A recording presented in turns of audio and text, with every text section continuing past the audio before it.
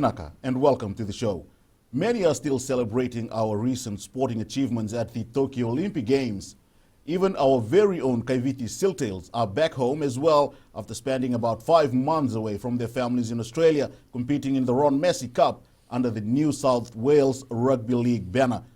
Two of our athletes, Yosefo Rakesa and Inosi Matea, will start their Paralympic Games campaign tomorrow in Japan. Now, all these athletes have been supported in one way or the other by the government, and the organization responsible for assisting our athletes through the government is the Fiji Sports Commission. Tonight, we are fortunate to have the Commission Chair, Mr. Peter Mazey, as our guest. Mr. Mazey, Mbulavinaka, and welcome to the show. Thank you very much. Now, to start things off, Team Fiji has just returned from its most successful Olympic Games outing. Now, every athlete, every sporting federations, when they go out, they need something, which is funding, money. Now, how much? Lots of it. Lots of it, yeah. How much did the Commission spend on Team Fiji prior to the Tokyo Games? Okay, well, first of all, let me congratulate all our athletes in Team Fiji for the successful games. It was a huge achievement for our men's and women's sevens teams. And wow, a gold and a bronze, that is something to celebrate. And I think that we'll be coming to that. And as you ask about funds, it's the first question everybody asks. They just want to know about money. And how much did we give for the preparation for the Olympics? I can tell you what we gave in this past year and the year before, but I'm sure there's not an athlete in the world that will tell you that their preparations have not gone on for years. And generally, we talk in 4-year cycles, being from the Olympics to the Olympics, as that's seen as all athletes' pinnacle, where they're reaching on their pathways that they go through. That's the top. And they have to qualify for the Olympics. So at the beginning of a cycle, nearly all of our sports athletes and teams can work towards that goal. And we've got 44 different sports, and most of them are now Olympic sports. So this year, while we ended up with a team representing 7 sports, it could have been 20 to 30 sports if they had qualified. And with the Olympics being delayed a year, the preparation funding started straight after the Rio Olympics, with every sport receiving grants for their athletes to work at qualifying, initially for their World Cup events, their own sports World Cup events, and then finally for the Olympic.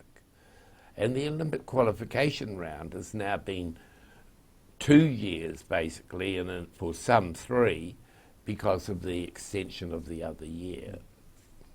And so if we look at the funds that have been granted by the National Sports Commission that we received from government, we have to really look over the 5 years, the 4 years plus the extra year. And in that time, we have given to national sporting organisations $33 million. So it's quite a substantial amount.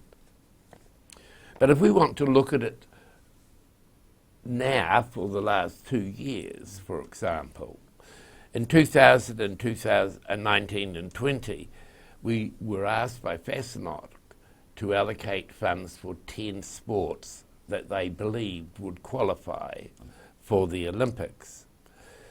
With the additional year, in the following year, 2020, coming up to the Olympics now, there was only 7 who finally went, 7 sports. And so for the last 2 years, we've granted $4.8 million. And that was for those 10 in the first year and 7 in the second year. So that was the preparation budget for those 2 years, that meaning the people that had qualified. And so we also gave an additional $360,000 for them to participate for the airfares and things to Tokyo. So that was a total of 5 million given in 2 years, 5,100,000. And please remember, that grant does include the Paralympic team. It's not just for the Olympics. All our funding is for includes Paralympics. But what I have to stress is everyone who represented us at the Olympics received funding over the 5-year period. So even if you look at the international coaches, they were given to sevens and yachting and table tennis. Or you look at scholarships given to the athletes, the swimming, judo, or for the hosting of events and overseas tours that saw our teams and athletes actually qualify. So that was all done over a 5-year period, not just the last 2 years. Based on our success of this recent Olympic Games, Mr. Mazey, now the platform has been set.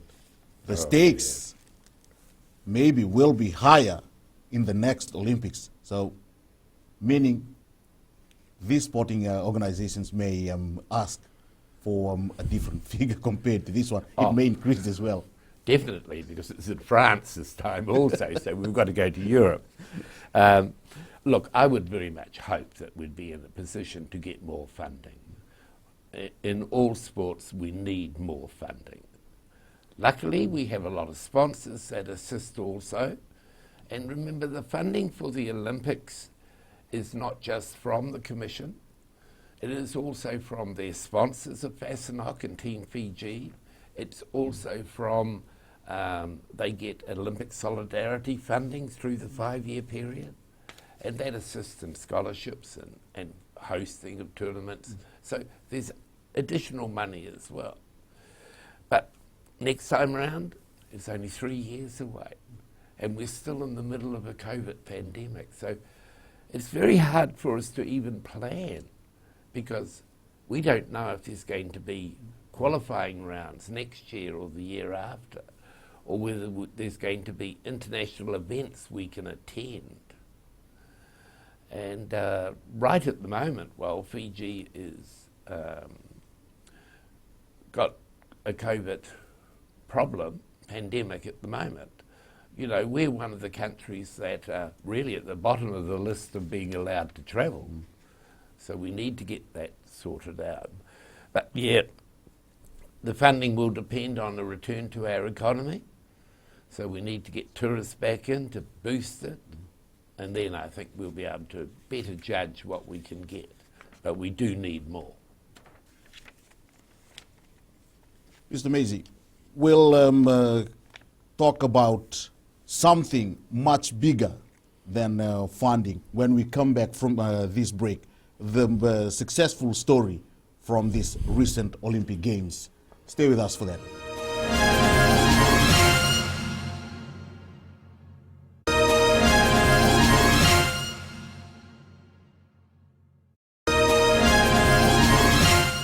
And welcome back. If you have just joined us, we have Mr. Peter Mazey, the chair of the Fiji Sports Commission, as our guest tonight. Now, Mr. Mazey, thanks for that clarification in terms of the Olympics funding. Now, still on the Olympics, the most successful story out of these Olympics for Team Fiji is the Fijiana.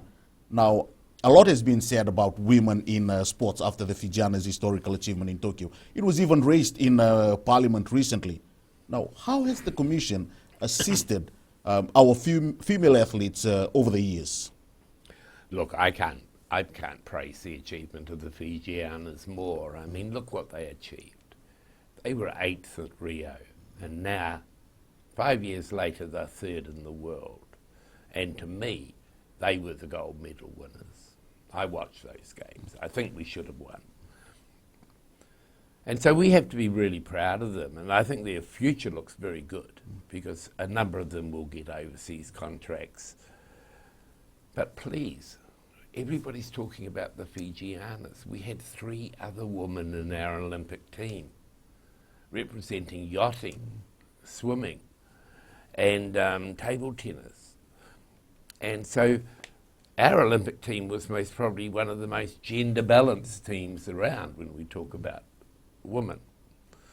Now, the allocation of funding to any sport is based on the request submitted by the individual sporting organisations. So when we provide funding for international coaches, the women in that sport benefit as much as the men.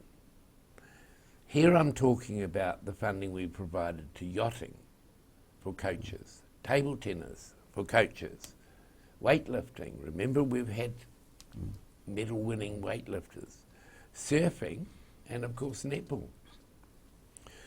So all of the women who represented us at the Olympics benefited from funding provided over the past 5 years to their individual sports. So Sophia Morgan, young girl, was coached by an international coach that we brought in from Argentina for yachting. And we gave her scholarships as well. Swimming, well, that received funding for annual scholarships for our top swimmers to go overseas.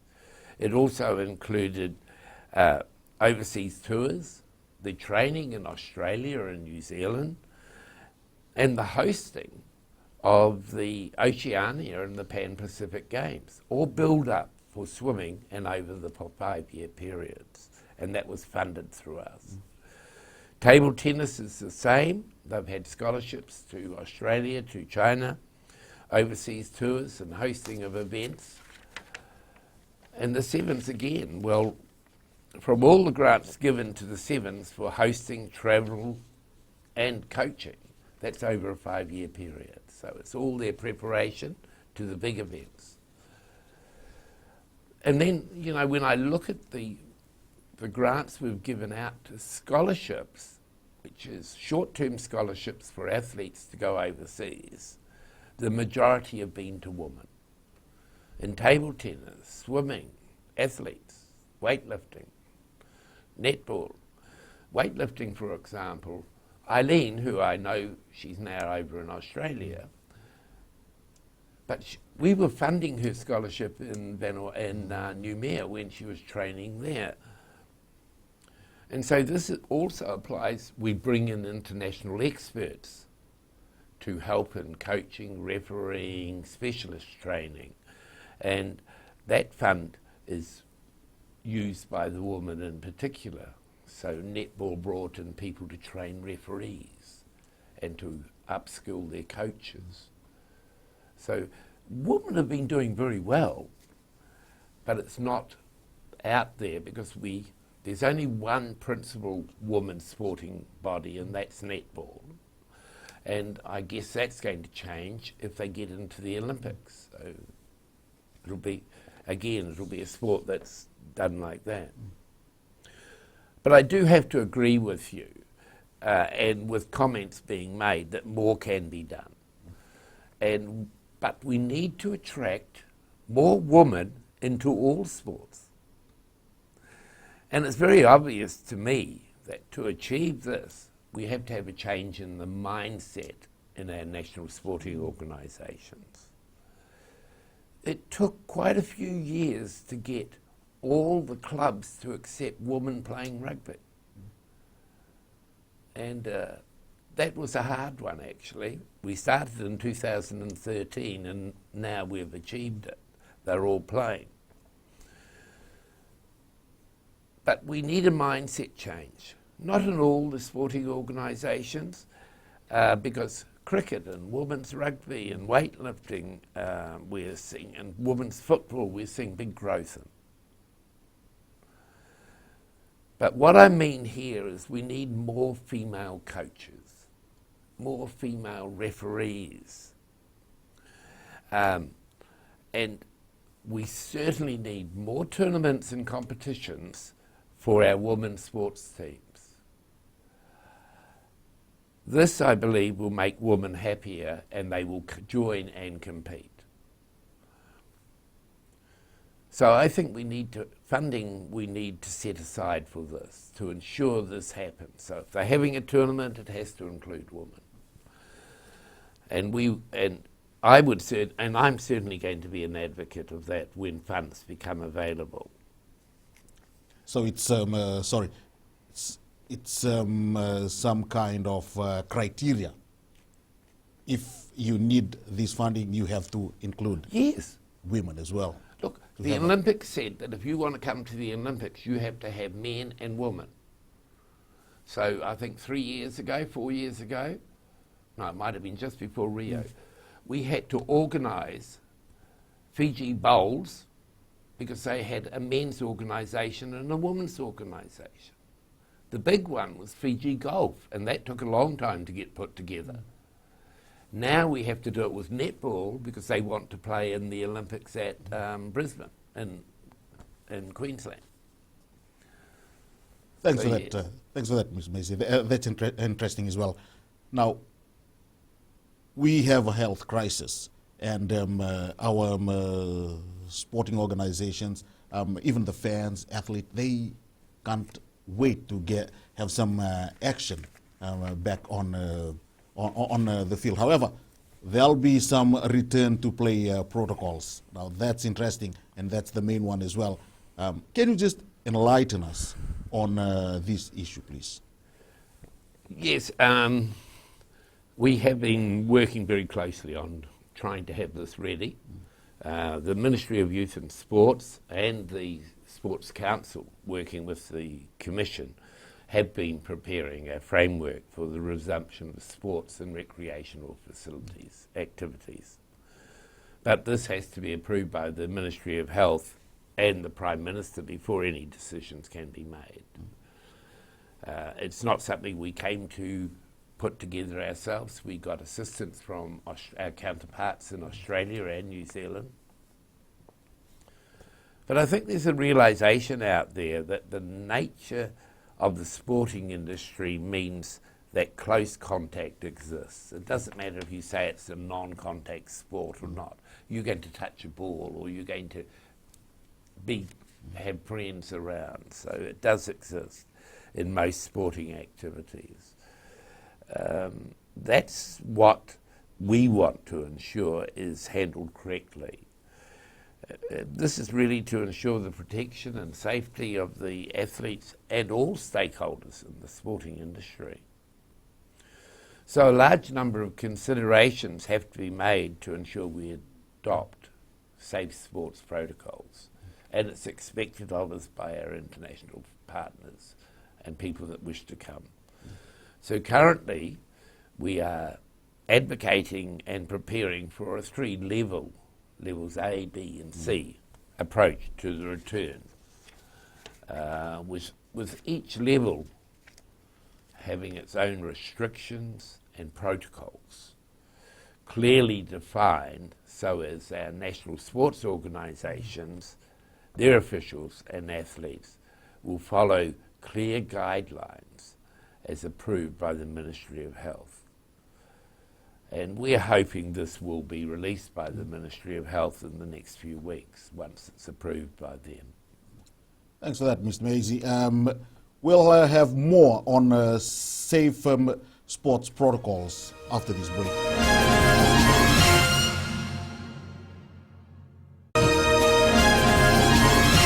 Thank you for joining us. Now, we'll continue with the safe return to sports protocols. Mr. Mazey, where does the Commission stand in relation to the no jab, no rule? Do you agree with it as well? Oh, definitely. Yes. The Commission and our stadiums and indoor sports facilities will all be adopting a fully vaccinated approach at all levels, being athletes, officials and spectators and supporters. There has to be a realisation that if we wish to continue competing on the international stage, either travelling overseas or hosting at events, only those who have been fully vaccinated in our over 18 population will be able to participate. We must protect our athletes and officials. All my Sports Commission staff have been fully vaccinated, and all the National Sporting Organisation development staff that we take on our sports development programs throughout the country are fully vaccinated. And we expect those attending in both the rural and the urban areas to also be fully vaccinated. I have to, sort of support and congratulate Fiji football for introducing the no jab, no play policy. It makes so much sense. Now, you mentioned 18-year-olds there, Mr. Mazey. Now, what does it mean in terms of vaccination? What does it mean for our athletes who are under 18? One of the main reasons that we've put in place the no jab, no play policy, of course, is the realisation that while the majority of our competing sports people are in the youth group, being 18 to 35, it is their responsibility to protect those under 18, hence they have to get vaccinated. So this will still enable us to include those under 18 in sports activities and to be able to attend events. But then the news lately is that we will be, hopefully, vaccinating our 12 to 18-year-olds shortly, and once that happens, I'm quite certain they will be included in the no jab, no play policy also. Now, has the Commission liaised with the respective sporting federations regarding these new protocols? Not right down to the new protocols, no, we haven't, as it's still very dependent on the Ministry of Health and Government and the Prime Minister to approve our recommendations. So we can't go out until that's done.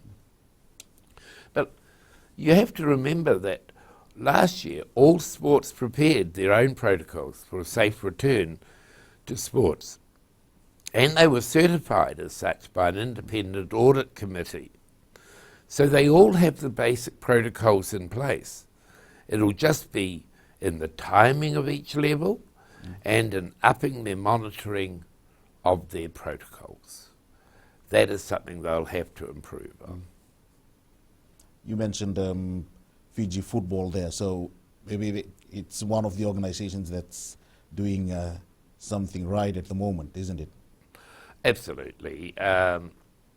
Apart from feeding half the athletes as well, I have to congratulate them on it. They are leading up to, they have qualifying rounds for World Cup and things coming up too. We don't know whether they're going to go ahead. Now, at this point, it's fair to say that some sports will not be back in action until next year. I don't know about that. I think that we will get back into sports sooner than later. It's I'm not certain what level we'll be back at, but they are all ready, and depending on our level structure that we put in place, that will depend on them, on us starting. I mean, you have to be proud of the vaccination drive. Look, the government has to be applauded for that, and Ministry of Health. We're doing better than most countries, with over 90% having one dose and over 40% having fully vaccinated. That in itself is the big game changer, because we've always adopted government's attitude and the threshold that government gave us of 80% fully vaccinated for a return to sport. So that's what we're looking at. Thank you for that, Mr. Mazey. Don't forget, we'll return after this break and we'll have more on safe return to sports.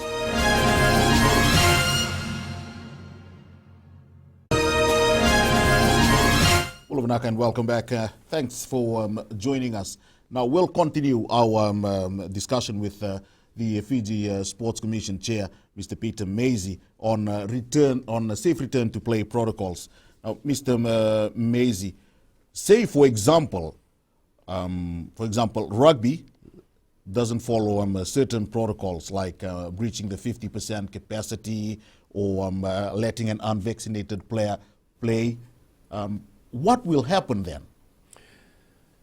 That's a discussion that we will have to have with the Ministry of Health and Government. They will have to appoint the agency responsible to ensure the protocols are followed. Yeah, there were problems last year in this area, and it was seen who was supposed to be monitoring that. Was it the Ministry of Health, Ministry of Youth and Sports, Commission, or the facility owners? So, but I can say that any sport that is found to deliberately flout the rules and flout their own protocols, well, of course, we'd be challenged, especially when it comes down to providing some funding for them. So if they haven't been following the rules, there won't be funding. Simple as that. Just simple. Okay. Now, just out of curiosity, has your office received some feedbacks or some return to play protocols or even proposals from sporting federations lately? Only from Fiji football. And it was a very serious put together, and it even addressed the issue of playing with no spectators in stadiums, etc.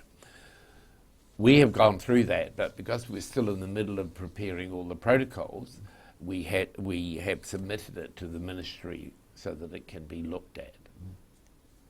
Sorry, I'll take you back to funding now. With the challenges brought by the pandemic, has the Commission taken some cost-cutting measures? We did get expected budget cuts this year, along with everybody else. And knowing that this was likely to happen, of course, we put our places in plans early. And luckily, in March, when we had our National Sports Conference, we met with every sporting organisation to discuss their requests as well. So everybody was very aware that there would be cuts. But we're working with the funding provided, and by replanning and working with all the national sports organisations and fellow partners, we are very capable of delivering a full range of sports development programs to both the rural and the urban communities. Does that mean pay cut for our expatriate coaches?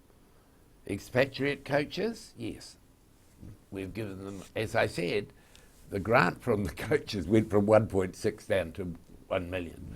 There has been a 20% cut in the funding available for international coaches, but we have not given any cuts to our local coaches. We are now in the 29th day of the new financial year.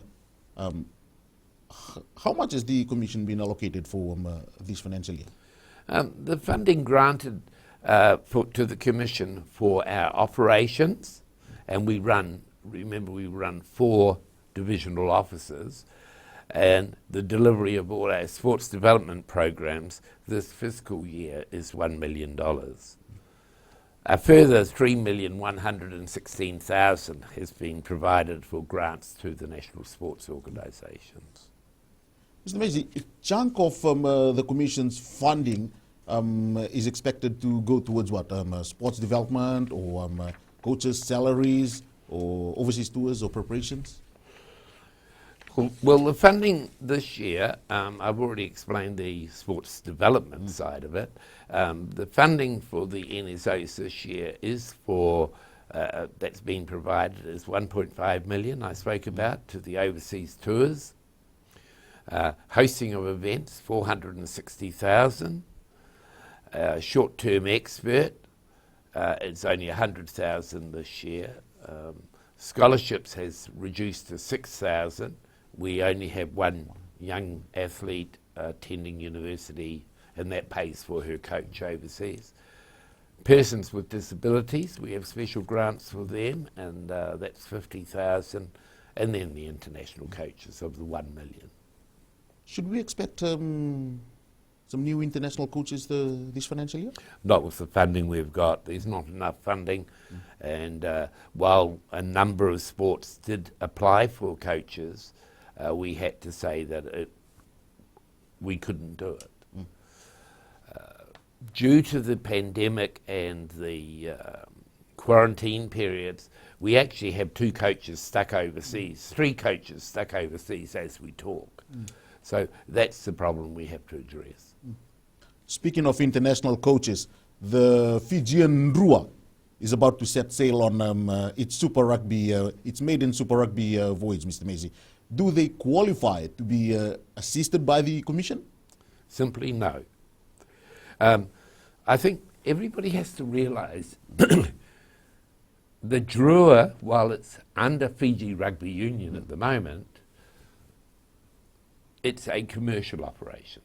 It's going to be set up as a private company, and the Commission cannot provide that sort of funding. It's the same as the Silktails, which we could not do. It doesn't necessarily mean that government may not assist, and we have suggested that they look at going through the Ministry of Tourism for that sort of funding, and they have applied through the Ministry.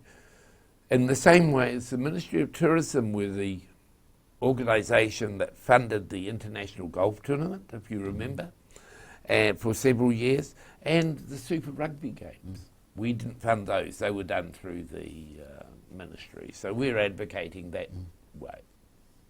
So finally for this segment, are there some sporting organizations that can't access funding due to auditing issues? Look, all national sports organisations have the opportunity to apply for funding.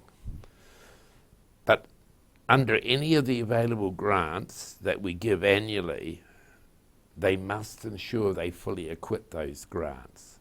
And I mean they have to show us the receipts for every expenditure item and produce reports. And they have to account for any funding. If they don't, we can't give them any more funding until they do. But we work with them. There are other issues that audit issues they must attend to too, which is having annual general meetings. We don't ask for audited accounts because some are too small.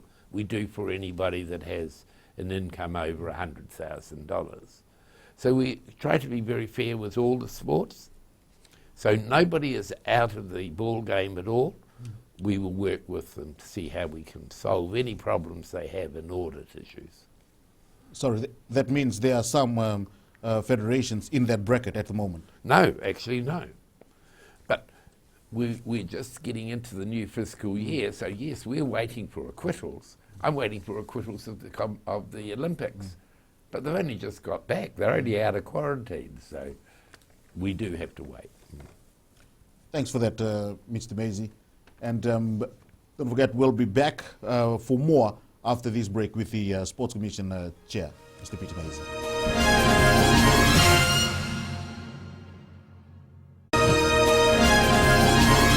Kulavinaka, thank you for joining us. And finally, in this segment tonight, we'll talk about the upcoming tournaments. And Mr. Mazey, we have the Commonwealth Games and the Pacific Mini Games coming up. Will there be funding for both or just one of them from the Commission? No, there'll only be funding for one. Next year has become a very busy year because of the various sporting events being delayed or postponed. And so the Commonwealth Games and the Pacific Mini Games fall in the same year as the Women's Rugby World Cup and the World Rugby League Cup, of course. So there are a number of other planned major sporting world events too, as I said before, qualifiers for the World football, the FIFA. And of course it couldn't have happened at a harder time. The economy's right down. So what funds were available was put to those sports, those events that are the pinnacle. So the mini games are just a very low ladder in the development pathway, whereas the Commonwealth Games is right up the top. It's right next to the Olympics, and people have been preparing for that. And so our funding will be going to the Commonwealth Games and the, as I said before, Women's Rugby 15s we will fund, and the World Rugby League. Just on the Commonwealth Games, as you mentioned, only the Commonwealth Games will be funded through the Commission. How much are we looking at? $500,000. $500,000. Yes. Okay. And are there some international events that we will host in this new financial year? Look, I'm very much hoping so. We have put funds aside to host a test match for the women's rugby. Look what they've achieved. Now we want to have a test match for them here. Not just joining on for a teaser to the men's game, their own test match. And we have put the funding aside for that. And also for the World Rugby Pacific Challenge. So those two events we're looking at hosting in the middle of next year. Again, it depends on where we're at as far as COVID's concerned. Because most teams would have to come into quarantine, so that's 2 weeks, then a week of playing. It's very, very hard to travel now, but people are getting used to it. So we're hoping we can have those two major events next year. Were there some tournaments we were supposed to host but have since been cancelled or postponed? Oh, there's been several, a lot. I suppose the biggest one that was cancelled was the World Cup Junior Netball Tournament, which we were hosting and looking so forward to it. In fact, all the renovation and the upgrade of the Vodafone Arena was done for that. So government put in a lot of money to host this event, and it's now been cancelled. The Oceania Swimming Champs were cancelled. We think they will be held later. Oceania Squash Champs, I think you announced that last night. That's been done. We had the Melanesian Athletic Champs, and a number of others have been postponed also. Even the Coke Games, remember? Speaking of cancellation of tournaments, what about the international tournaments that we were supposed to take part in but have been cancelled? Were there some? Most of them were postponed. Not that I can recall at the moment. I think one is the Rugby League World Cup, isn't it? That hasn't been cancelled. It's postponed till October. What will happen to that funding that was allocated for them, because it was supposed to be the last financial year? Don't speak too loudly. The Ministry of Economy will be on my back to get it back. No, actually they haven't given it to us yet. So no, we are still looking at Rugby League will need that for their preparation budget. And while it's going to be held in October of next year, they're going to have to get the team together, you know, July, August, September type. So at the moment we've asked for that funding from government to come in the last quarter of the fiscal year. And with a lot of prayers, we're hoping they will still agree to it. But it is really a grant from the next fiscal year. Moving on, Mr. Mazey, at this stage, will non-contact sports start first just like last year in the country? I think that is very much a possibility. And as I said, we're looking at various levels in our approach to the protocols to reactivate. And that is one of the first levels, is the non-contact sports. But we have to be very careful on who is non-contact and who is contact. Because you might say to me,